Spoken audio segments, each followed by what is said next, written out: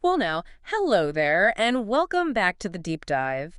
It is truly good to be sitting here with you today. It sure is. Glad to be here. Living here in Overton County, or really anywhere up here in the Upper Cumberland, you can't help but notice it. Oh, yeah. What's that? Well, one little town might have a place where you can buy spirits plain as day, and just a few miles down the road, maybe crossing the county line near Cookeville or down towards Livingston, it's a different story altogether, bone dry. Ah, right. The wet counties and the dry counties. Yeah, you definitely see that around here. It seems simple, just a matter of local rules, right? Hmm. But folks, the story behind why we have these dry and wet spots scattered across Tennessee runs deep in the very dirt of this state. Mm-hmm. It's not simple at all when you dig into it. It's a history that's wrestled with some fundamental questions about community, responsibility, and liberty for generations. That's exactly right. What appears on the surface as, just a zoning or licensing difference today is the tangled outcome of over 2 centuries of debate, conflict, and legislative action. 2 centuries. Wow. It's a history that reflects deeply held convictions about morality, public health, social order, and, well, the role of government in individual lives. It's far from simple. It's a winding journey through the heart of Tennessee's past. And that winding journey is precisely what we're fixing to unpack today. Sounds good. We're going to take a deep dive into the long, often contentious road Tennessee has traveled with alcohol. We'll start way back before it was even Tennessee, when it was still North Carolina territory. Right. Move through periods of attempted outright prohibition, and follow the path right up to the local option system that shapes where you can and can't purchase spirits right here around us today. To guide us through this rich history, we've been prayerfully sifting through a stack of sources, historical documents, old legislative acts, court case summaries, timelines, Yeah, a whole heap of stuff. and even some snippets from newspaper accounts of the time. Think of it like opening up a well-worn family Bible, full of notes and stories passed down. These sources are giving us a window into the lives and concerns of the people who wrestled with these very issues centuries ago. Our mission, as always, is to dig into these sources together, understanding that whereof we are ignorant, that we may learn. Amen to that. We want to see how the laws and attitudes shifted over time, understand the folks who are pushing for these changes and the reasons behind their passion, and see how all of this shaped the Tennessee we live in today. It's not just about dates and laws on a page. No, not at all. It's about understanding the spiritual and social landscape that folks navigated right here on this land. And we approach this task with a deep respect for the past, guided by the wisdom that understanding our history helps us live more thoughtfully in the present. Absolutely. We'll look at the facts presented in these sources, seeking to discern the patterns and principles that might offer guidance for us today, prayerfully considering the lessons these struggles might teach us about ourselves and our communities. Amen. So let's settle in, open up that historical record, and start way back at the very beginning. Let's unpack this. All right. To grasp how Tennessee arrived at its current stance on alcohol, we have to trace its origins back further than statehood. Before 1796. That's right. The source material directs our attention to the period when this region was still part of North Carolina, specifically to a law enacted in 1779. Okay, 1779, North Carolina. And the focus back then wasn't on banning alcohol altogether, was it? No, not prohibition. It was about bringing order to its sale. Regulation. The law we're looking at was Chapter 10 of the 1779 North Carolina Acts, and it was primarily concerned with regulating ordinaries, ferries, and houses of entertainment. And the term ordinary is key here. The sources explain this wasn't just a place you'd get a room, like a hotel. No. What was it then? It was essentially a public house, often serving meals, much like an early restaurant or tavern. A place for folks to gather. Gotcha. So if you wanted to sell spirits in your ordinary back then, You couldn't just open up shop, you were required to obtain a license. and there was a penalty if you didn't get that license. The source states the fine was 50 pounds. 50 pounds. That sounds like a lot back then. It was, especially using the British money system still. It was a pretty substantial sum. It wasn't just a slap on the wrist. They meant business about this regulation. Absolutely. But requiring a license wasn't even the most remarkable part of this early law. Oh, what was? What truly stands out, looking back, is the criteria for getting that license. You had to apply to the county court. And the court had the discretion, the power, to deny your application. They could just say no. On what grounds? And the reasons for denial, as the source lays them out, weren't just about, filing the right paperwork or paying the fee. The court could deny a license if the applicant appeared to be a person of gross immorality, Gross immorality. Wow. or of such poor circumstance and slender credit that they think him or her not able to comply with the intentions of this act. Hold on. So your character, your morals, and even how much money or credit you had, that determined if you could sell liquor. Think about that for a moment. Right from the very beginning of formalized regulation, the authority to sell alcohol was tied directly to the seller's personal character and financial standing. It wasn't just about taxes then. No, it wasn't purely an economic or administrative matter. It was deeply moral and social. The community leaders, sitting as the county court, were deciding who was deemed virtuous and responsible enough to be entrusted with selling spirits. That's really something, that connection between alcohol sales and the character of the seller. It's a thread that runs through much of this history we're going to talk about. It truly is. It shows that concerns about the potential impact of alcohol weren't just about public drunkenness. They were about the kind of person running the establishment and the potential effects on the wider community if such businesses weren't in, well, upright hands. Makes sense. Now, after Tennessee became a state in 1796, it naturally adopted many of these existing North Carolina laws, right? Including these early licensing requirements for selling liquor. That's the understanding, yeah. They brought a lot of that framework over. But as the state grew and developed its own identity, it began to craft its own specific legislation to address emerging concerns. Like what? By the early 1800s, we see laws targeting particular aspects of alcohol consumption and sale that the community deemed problematic. Take the Act from 1813, for instance. 1813, that was Chapter 135, wasn't it? Aimed to suppress tippling shops. Exactly. And as the sources clarify, tippling shops were essentially the early version of bars places designed primarily for drinking alcohol on the premises. So different from those ordinaries where food might be the main thing. Right. These were focused on the drinking. And the law itself highlights a growing concern about places dedicated solely to that. And within that act, there's a specific and frankly stark prohibition that jumps out, reflecting the social hierarchy and prejudices of the era. Yes. The law included a clause explicitly stating no selling alcohol all to slaves. This is a potent reminder that restrictions on alcohol were often intertwined with and used to reinforce the existing social structures and power dynamics of the time. It wasn't just about temperance. No. It was also about control and denying agency based on race and status. That's a sobering point, isn't it? It shows how laws that might appear to be just about regulating a substance can also reveal much deeper truths about the society that created them. Very true. Now, speaking of laws that make you pause, the sources highlight a peculiar inconsistency that emerged around this time concerning alcohol and elections. Oh, the election laws. Yeah, those are fascinating. It feels almost contradictory from where we stand today. It is quite fascinating. In 1823, the legislature passed Chapter 25, an act explicitly aimed to preserve the purity of elections. Okay, so keeping elections clean, what was the concern? The concern was candidates influencing voters improperly.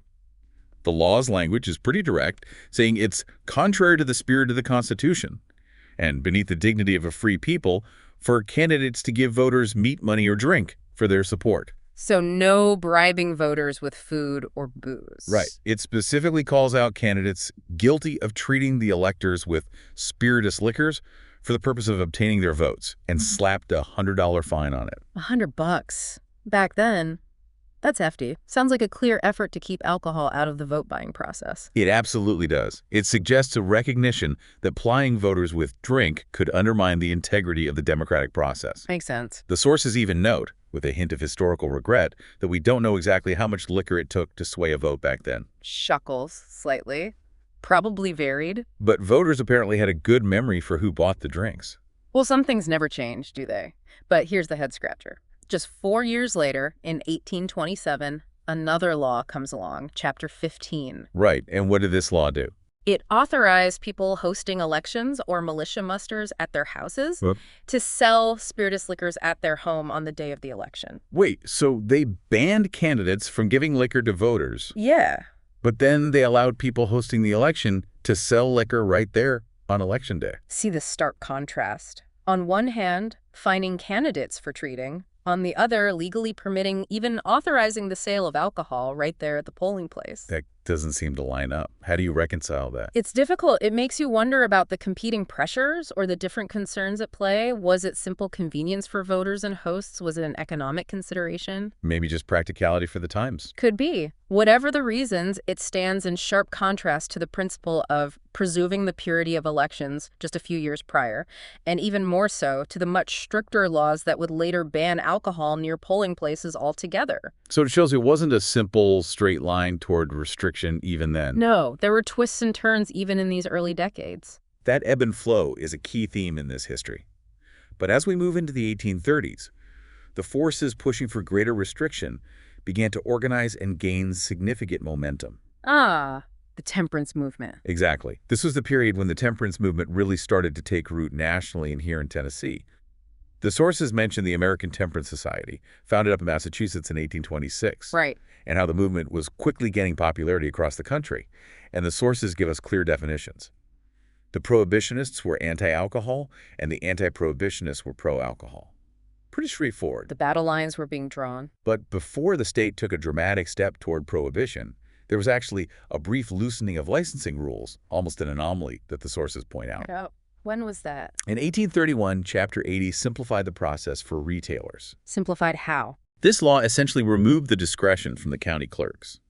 It stated that any person wishing to retail spirituous liquors is hereby authorized to apply to the clerk of the county for a license. And said clerk is hereby authorized and required to issue to such person so applying a license for a $15 fee. So hold on. That critical early requirement about the court judging the applicant's character and credit. Gone. Just gone. The clerk had to issue the license if you paid the $15. That's what the law said. Just pay the fee, get the license. Wow. That feels like a significant move toward deregulation, a big swing away from that moral gatekeeping. It was a real shift. But, and this is telling, the sources note this wide-open system lasted 1 year. Just 1 year? My goodness, something must have happened or the pressure became too great too quickly. That seems to be the case because by 1832, Chapter 34 was passed, pulling back slightly. What did the 32 law do? It required a special license and an oath, specifically for selling quantities less than 1 quart for on-premises drinking, essentially targeting those tippling shops again. Ah, focusing on the bars, basically. Right. The source notes this system lasted about 5 years. So after that brief, almost unrestricted period, they tried to rein it back in, though still not restoring the full discretion of the court like before. Okay. And that brings us to a landmark moment, according to the sources, not just for Tennessee, but nationally. The law passed in 1838. Yes, 1838, Chapter 122, a pivotal year. The law's stated purpose was to repeal all laws licensing tippling houses. Now, on the surface, that might sound like they were just getting rid of specific licenses for those bars. It might sound that way, but the source clarifies its true impact through a key case decided by the Tennessee Supreme Court, Dyer v. the State. Dyer v. the State. Okay, what did the court say this law actually did? The court ruled that by repealing all licensing laws for retailing spirituous liquors, the legislature effectively made any act of retailing these liquors a misdemeanor indictable and punishable by fine at the discretion of the court. Whoa, so no licenses meant no legal way to sell at retail at all? Exactly. Without a legal license system in place, selling alcohol at retail became an illegal act statewide. This was Tennessee's first statewide prohibition. The first one. And the court's reasoning, quoted in the sources, offers profound insight into the legislature's mindset at the time. It really does. They recounted how they had tried regulating licenses in various ways, based on character, occupation, even requiring oaths. All the things they'd tried before. But found all these methods of no avail in controlling the perceived evils of alcohol sales. They specifically mentioned that brief period of unrestricted licensing in 1831 and how they were, again, compelled to resort to them, meaning restrictions, the following year. So they felt like regulation just wasn't working. That's the sense you get. The court stated the legislature found it was deemed expedient to put a stop to the practice of retailing spirituous liqueurs altogether. They essentially reached a point of legislative exhaustion with regulation and just said, enough, let's ban it. We've tried everything else, let's just stop it. That seems to be the logic. And the significance of this step resonated beyond Tennessee's borders. It did. The sources highlight that History.com states, January 26, 1838, Tennessee passes nation's first prohibition law. The first in the whole country. Tennessee. That's what the source says. Tennessee truly was a pioneer in the Prohibition movement in America. Wow, the first state to try it. But just like that brief, unrestricted period in 1831, this pioneering prohibition didn't last forever. No, it didn't. The sources note that this first statewide prohibition lasted less than a decade. Less than 10 years. So what happened? Did they just give up on it? By 1846, the legislative pendulum had swung back again. Chapter 90 legalized liquor sales once more. 1846. So legal again. What were the terms this time? The act permitted individuals to vend or sell spirituous or vinous liquors by any quantity the purchaser or purchasers may desire. So selling liquor was back on the table legally. But I bet it came with some strings attached. New conditions, maybe? You bet. It came with new conditions and restrictions, reflecting the ongoing concerns the temperance movement hadn't let up on. Okay, like what? For one, incorporated towns were given the authority to impose a tax on all tippling houses within their limits. This introduced a local regulatory and revenue component. So towns could tax the bars, and what about who could get a license? Did they bring back those character clauses? Not exactly the same, but they did exclude certain groups again. Harkening back to earlier laws, there were specific groups who were explicitly excluded from being able to get a license. Who was excluded this time? Yes, the source plainly states that under this 1846 law, free persons of color could not get a license, nor could anyone found guilty of an infamous crime. So still tying it to race and criminal history. It continues that pattern of linking alcohol sales to social status, race, and perceived moral standing, echoing the very first North Carolina law we discussed. More evidence that these laws weren't just about the drink, but about the society itself. What other conditions were in place? The law also banned the sale of vinous and spirituous liquors on Sundays. Sunday closing laws. Okay. Limited individuals to one licensed location, and prohibited sales to minors under 21 without written consent from a parent or guardian. Right. Or, and this is interesting, even the school principal, if the minor was away at school. The principal. That specific detail about the school principal is quite telling, isn't it? It really is. It shows a real concern for young people, especially those sent away for education, and highlights the perceived risks associated with alcohol availability near educational institutions, a theme we'll see again, I reckon. It does. So even though Prohibition was repealed, the new legalization came with an increased layer of specific regulations aimed at controlling the perceived harms, influenced by the continued pressure from organized temperance groups. And those groups were only getting more organized in the decades that followed. Indeed. By the late 1840s, the sources show that temperance societies were solidifying their structure. In 1848, the state legislature passed acts to incorporate these groups, giving them official legal standing. So they became like official organizations. Exactly. Chapter 93 incorporated the Grand Division of the Sons of Temperance of Tennessee, and Chapter 177 incorporated the Grand Division of the Sisters of Temperance of Tennessee in the same year. Sons and Sisters of Temperance. Sounds serious. Well, becoming an official organization meant they could operate more effectively, hold property, coordinate their efforts. The source notes that membership in these groups required a personal pledge to abstain from distilled beverages, solidifying their commitment to personal abstinence as a core principle. A personal commitment. And they were becoming increasingly sophisticated in how they spread their message, weren't they? The sources mentioned the growing use of propaganda. Oh, yeah. Propaganda became a major tool. The sources point to a particularly sharp example from the Athens Post newspaper in August of 1850. What did it say? Ah, yes, that satirical piece, Devil, Death, and Company.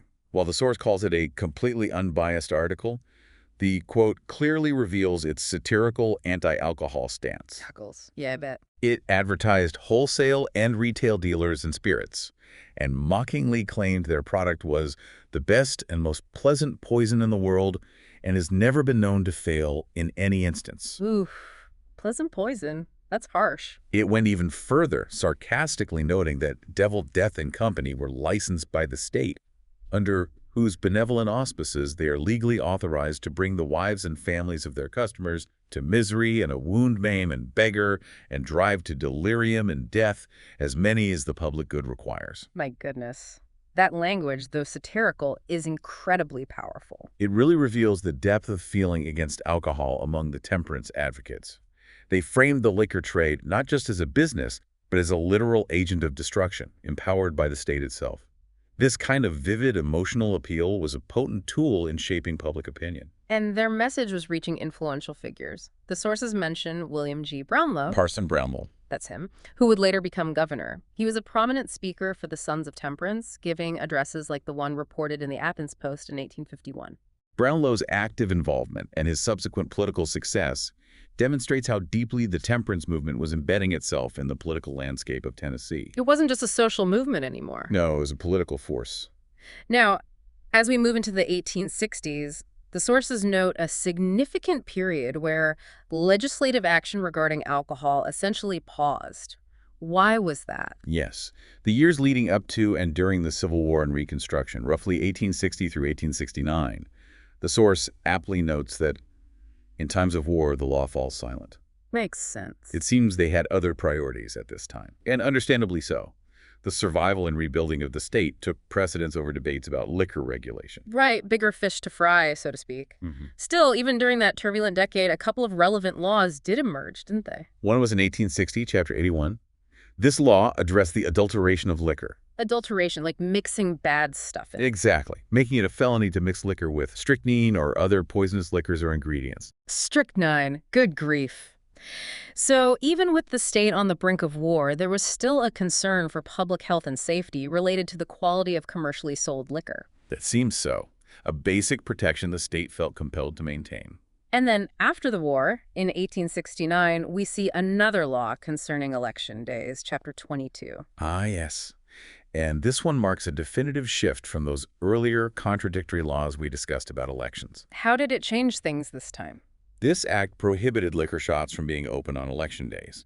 Furthermore, it banned the giving or selling of intoxicating liquors at or near an election ground. So a complete reversal from that 1827 law that actually allowed sales at polling places. Complete reversal. Now, you couldn't even have your shop open, let alone sell or give it away near where people were voting. Precisely.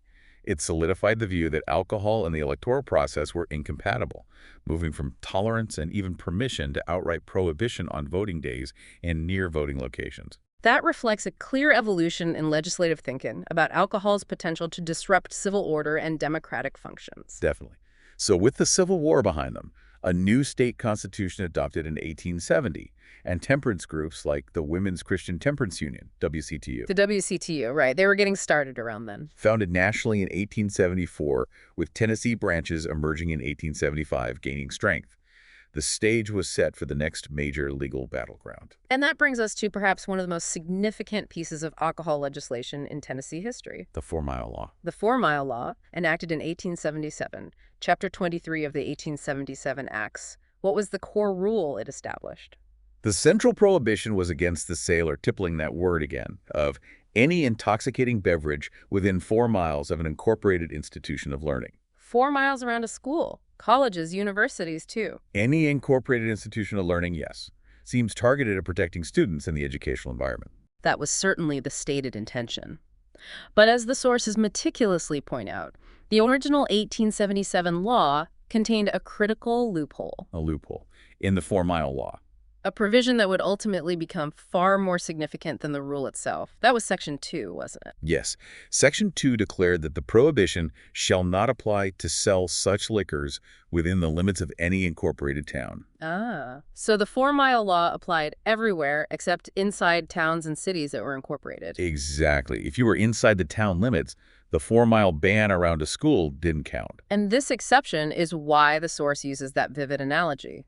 It was the camel's nose that brought the prohibition camel into Tennessee. The camel's nose, meaning it started small but led to something big. Precisely. The seemingly small exclusion became the mechanism by which prohibition would gradually, incrementally spread across the state. How did that happen? How did a law, with an exception for towns, end up making much of the state dry? Well, over the following decades, temperance advocates and legislators supportive of their goals strategically amended the 4-Mile Law, chipping away at that incorporated town exception and adding other restrictions. Okay, so they started tweaking it. Like how? For instance, in 1881, Chapter 90 specifically strengthened the prohibition on sales to minors. Remind us what that one did again. It made it explicitly unlawful to sell or furnish any kind of intoxicating liquor to anyone under the age of 21 years without the written consent of the father and mother. Right, parental consent. Or if the minor be away at school, then the written consent of the principal or person in charge of such school. It really put the onus on the seller and provided clear conditions. Okay, so stronger rules for minors. But back to the 4-mile law itself, how did they start to close that town loophole? First, they expanded what was prohibited within the 4-mile zone. In 1885, Chapter 123 amended the law to include intoxicating bitters. Intoxicating bitters, what are those? Like patent medicines? Probably things marketed as tonics or health drinks, but had significant alcohol content, trying to catch those fringe products.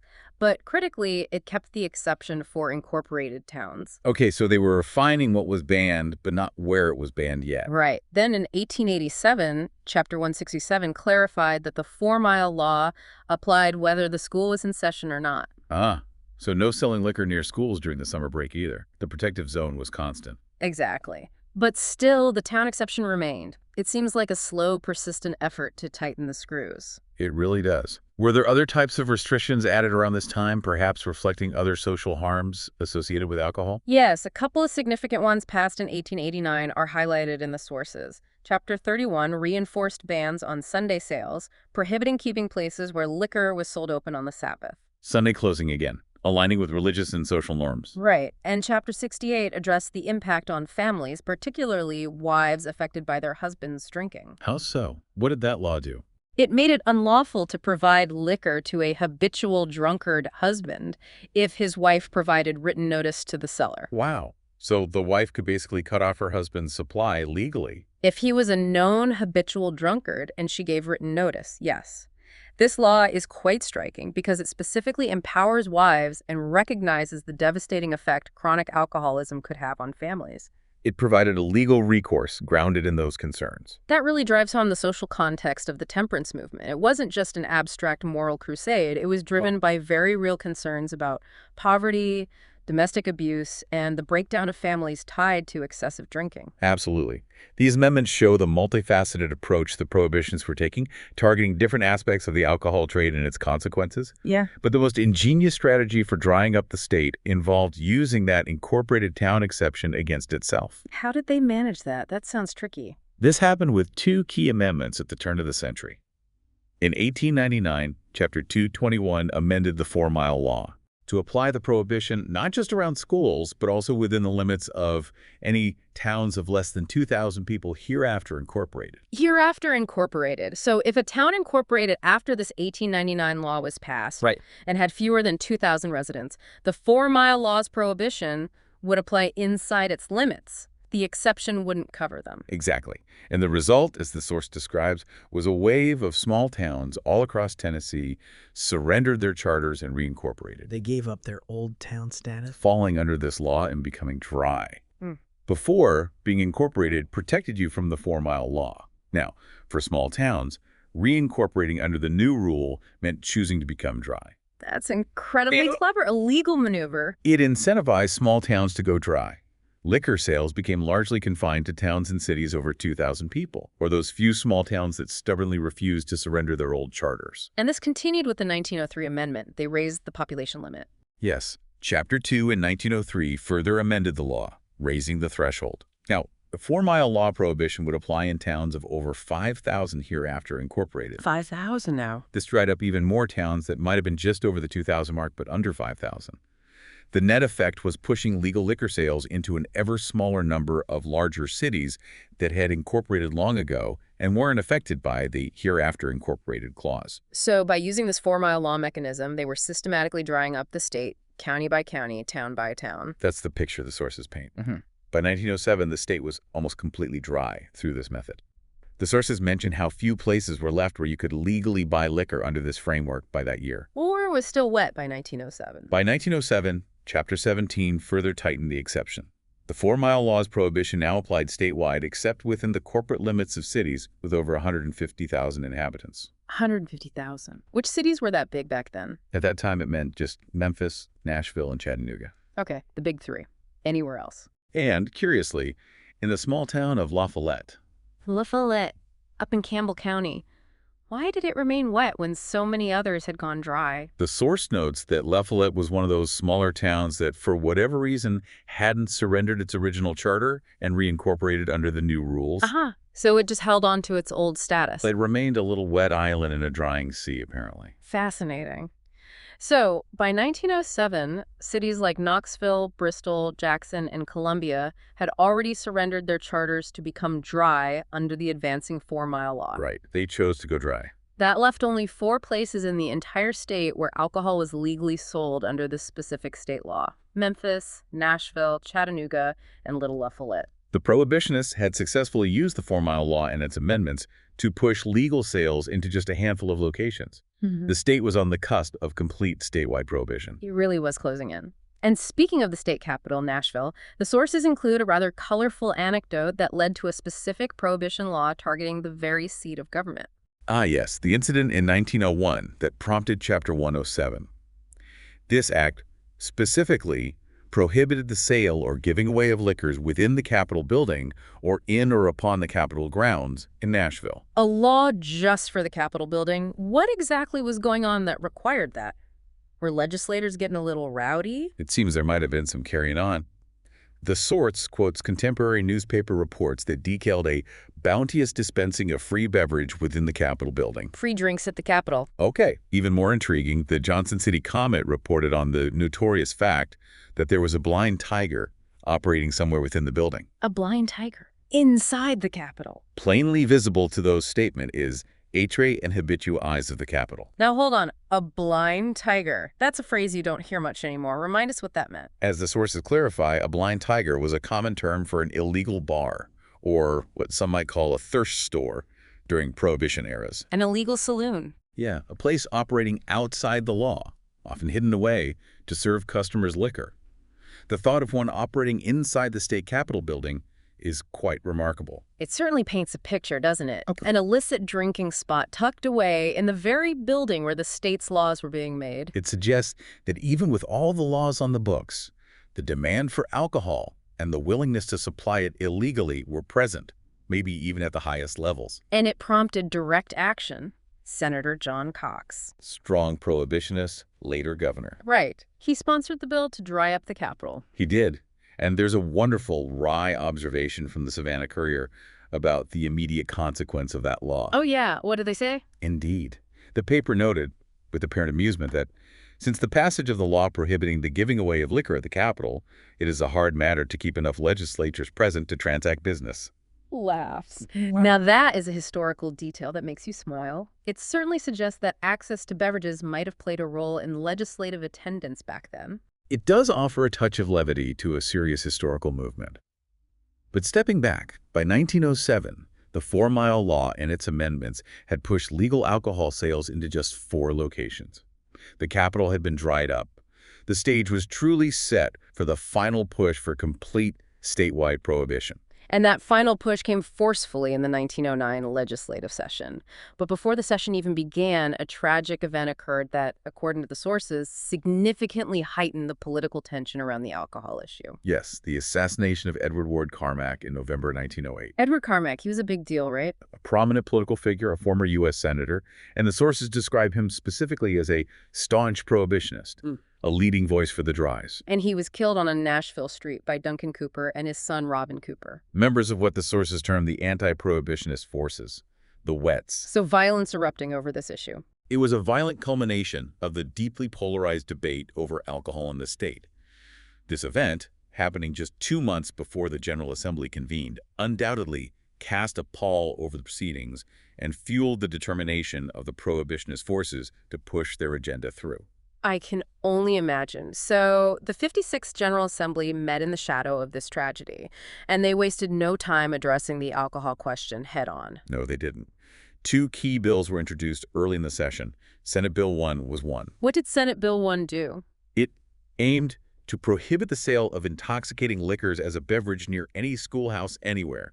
This was the direct assault on that remaining loophole in the 4-mile law that still allowed sales in those 4 wet cities. So basically make the 4-mile ban apply everywhere, even inside Memphis, Nashville, Chattanooga, and La Follette. That was the goal, to make the prohibition truly statewide. Okay, that's sale. What about Senate Bill 11? Senate Bill 11 targeted the supply side. That bill aimed to prohibit the manufacture of intoxicating liquors for the purpose of sale within Tennessee. Ah, so stop people from making it here, too, going after both sale and production. Both ends of it. But the governor at the time, Malcolm Patterson, he wasn't on board with this, was he? No, he was known to be an anti-prohibitionist.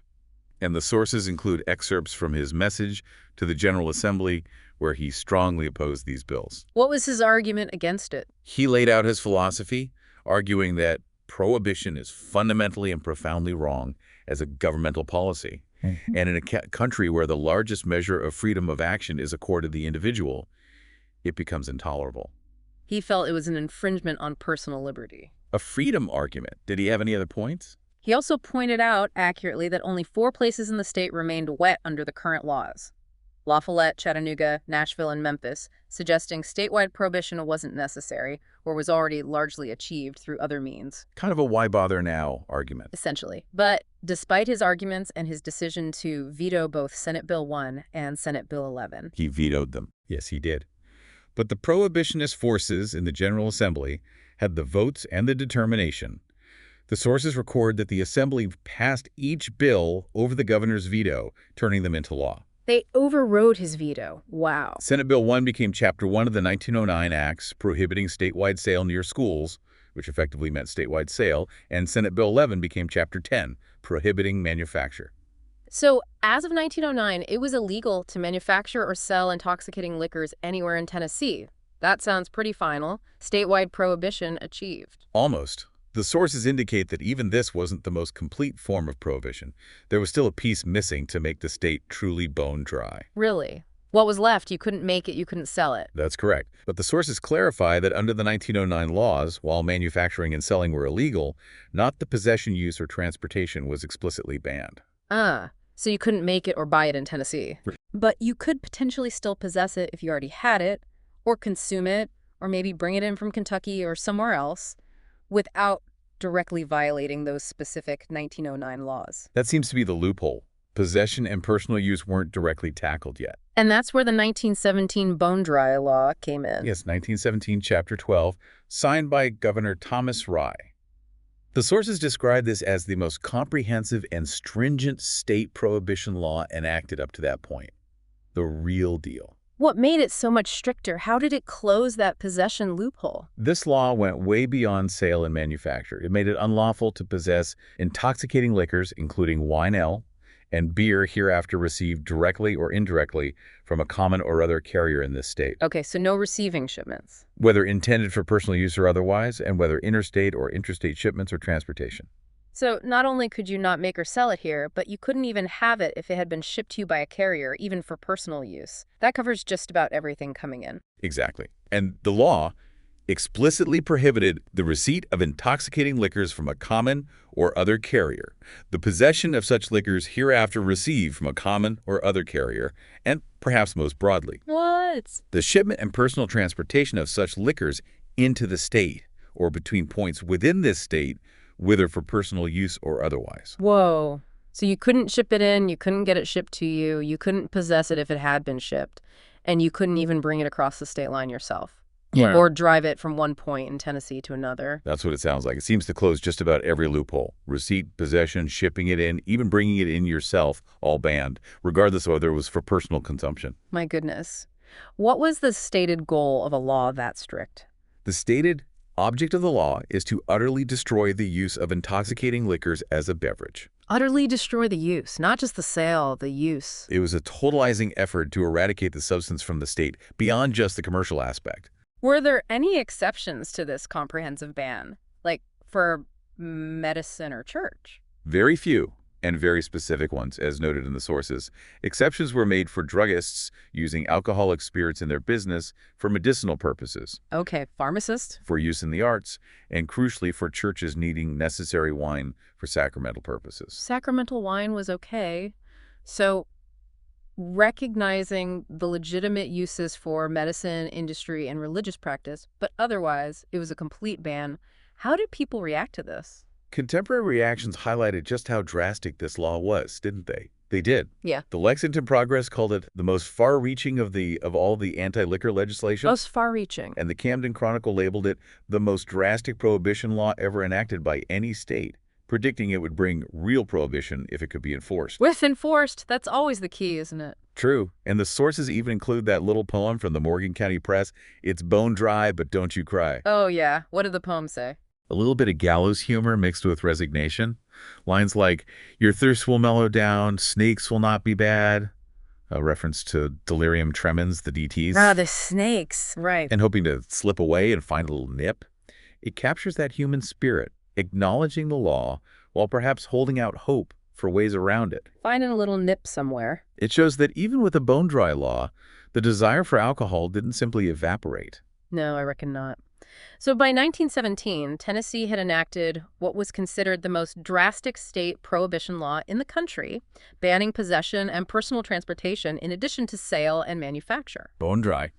And this happened before the entire nation went dry, is that right? That's a critical point the sources make. Tennessee's bone-dry law predated national prohibition. When did national prohibition kick in?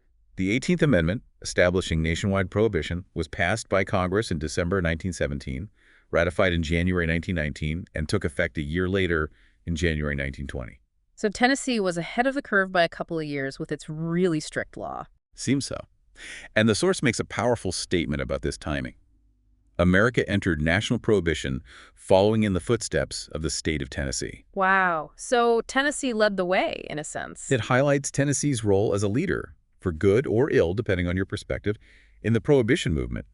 The state's experience and laws served as a kind of blueprint or precedent for the national effort. So Tennessee was bone dry. The whole country went bone dry. How long did that national experiment last? Did it stick any better than Tennessee's first try? Interestingly, much like Tennessee's first attempt at statewide prohibition back in the 1830s, national prohibition lasted about a decade. Only about 10 years. Again, history repeats itself, I guess. It seems that way sometimes. And then the country reversed course. Yes. The 21st Amendment to the U.S. Constitution was ratified on June 14, 1933, which explicitly repealed the 18th Amendment and ended prohibition in America. Prohibition was over nationally, and the sources give us a little historical footnote about alcohol making its legal return to a place that had seen its own specific ban, the state capitol. Oh, right. The lunch stand operator. Yeah.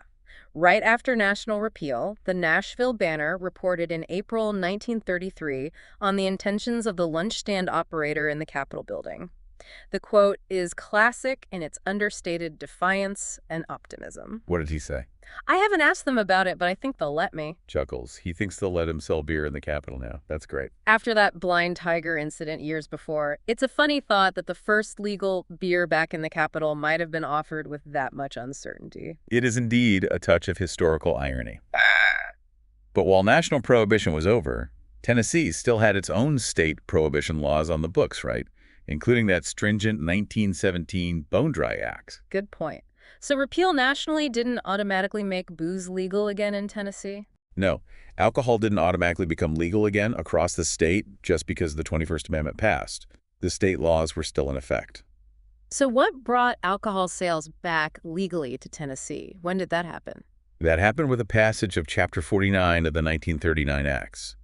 This was the comprehensive state law that established the legal framework for the manufacture, sale, receipt, possession, storage, transportation, and distribution of alcoholic beverages in Tennessee. 1939, so 6 years after national repeal. But it didn't just make the whole state wet overnight, did it? There was a crucial condition, wasn't there? That's the key part. No, it explicitly stated that these activities were legalized, regulated, and controlled after local option elections are held. Local option. And that, folks, brings us right up to today. That's the system we still have. It does. This 1939 Act is the origin of the system we currently have, where counties and municipalities in Tennessee have the power to decide for themselves, through a vote of their citizens, whether to allow the retail sale of alcoholic beverages to be wet or to prohibit it to remain dry. So all those centuries of debate, the shifts from regulation to prohibition and back, the fights over the 4 Mile Law, the tragedy and political maneuvering of 1909. The bone dry period. It all led to this system of local control. That's where it landed. It's why you can drive across a county line right here near Overton County, maybe heading towards Putnam County, and suddenly the laws about buying spirits change. The state stepped back from statewide bans and put the decision in the hands of local communities. And as the sources bring us to the present day, they note this incredible journey through regulation, prohibition, and legalization, leading to the state's current status, where even something as specific as Tennessee whiskey is actually defined in statute. Right. From trying to stamp it out entirely to giving our state's most famous product its own legal identity, it's quite the arc. It's quite a story. What a journey indeed. It's a powerful reminder that laws are living things, constantly shaped and reshaped by the beliefs, struggles, and changing concerns of the people they govern. It certainly underscores the dynamic nature of law in society. Well, now, ain't that something to chew on? From them early days, denying licenses based on whether you were deemed moral or had enough credit, Yeah. to Tennessee being the first state to try outright prohibition, then back to regulation, using that 4-mile law like a tool to dry up the state town by town. That camel's nose strategy. Through political fights and even a blind tiger in the Capitol, all the way to the local option we live with now. Tennessee's road with alcohol has been anything but straight. We've seen how deeply held convictions, whether for temperance or for individual liberty, have fueled this ongoing debate for, well, centuries now. That's right. How social anxieties, economic factors, and political power have all played a part in shaping the laws that affect our communities right here in Overton County and across the state. It's a history of people grappling with complex issues, trying to figure out what's best for the individual and what's best for the community. And this history isn't just something for the books. It's woven into the fabric of our lives today. It's why we have dry communities and wet ones, reflecting decisions made generations ago and reaffirmed by votes today. Still being decided in some places. It shows us how passionately folks have felt and still feel about this issue on all sides. As we look back at this long struggle, it really does make you think, doesn't it? It brings to mind that timeless tension between personal freedom, the liberty of an individual to make their own choices, and the concept of the common good, the responsibility we have to one another in a community. Yeah, that balance. How do we balance individual liberty with the well-being of families, the safety of our neighbors, and, well, the moral health of our communities? That's a hard question. It is. And how do strongly held beliefs, guided by conscience or conviction, translate into laws? Sometimes with the best intentions, and sometimes, as we saw, with unintended consequences, like small towns changing their very identity just to become dry. Right. It raises questions about how we today navigate differing viewpoints, balancing our personal responsibilities with the standards and well-being of the communities we are a part of. It's a question worth sitting with, prayerfully considering the lessons we might learn from this history, Mm-hmm. We believe that truly understanding our history, seeing these complex patterns and the human motivations behind them, can help us approach the challenges we face today with more wisdom, grace, and compassion for our neighbors. Especially those with whom we disagree. That's right. If this deep dive into Tennessee's journey with alcohol stirred something in your spirit, perhaps prompted you to think about these balances in your own life and community, then we've done our job. Hopefully so. Let us strive to live lives that are pleasing, guided by wisdom and kindness, seeking to understand the hearts of others, just as we seek to understand the past. If you found this historical journey insightful and valuable, we'd be truly grateful if you'd go on and hit that like button. It helps us know that this kind of exploration resonates with you.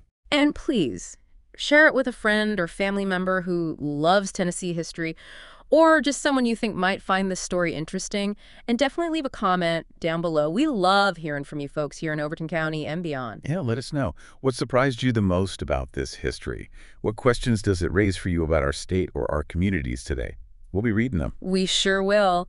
And make sure you subscribe to the deep dive so you don't miss our next exploration into the rich layers of our world and history. Please do. Now, before we go, let's just offer a word.